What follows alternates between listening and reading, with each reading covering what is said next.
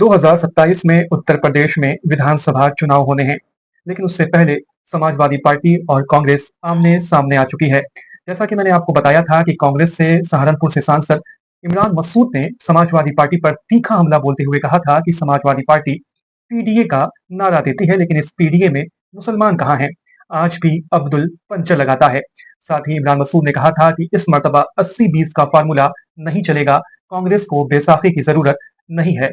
अब समाजवादी पार्टी के विधायक ने इमरान मसूद पर तीखा पलटवार बोलते हुए कहा कि वो होते कौन हैं सीटों का बंटवारा करने वाले। इमरान मसूद वो हैं जो खुद अपनी सीट के लिए गिड़गिड़ा रहे थे, रो रहे थे। और इमरान मसूद पर तीखा हमला बोलते हुए आशु मलिक ने कहा कि उनकी मानसिक हालत भी ठीक नहीं है। काफी वक्तों तक वो सत्ता से दूर थे, जिसकी वजह से उनके मानसिक संतुलन भी बिगड़ चुका है। वहीं आशु मलिक ने इमरान मसूद को एहसान फरामोश के अलावा और भी कई सख्त और तीखे हमले बोले और कांग्रेस से ये कहा कि कांग्रेस बात को वाजे करे कि क्या ये कांग्रेस का स्टेटमेंट है जो इमरान मसूद दे रहे हैं या उनका ये जाती बयान है।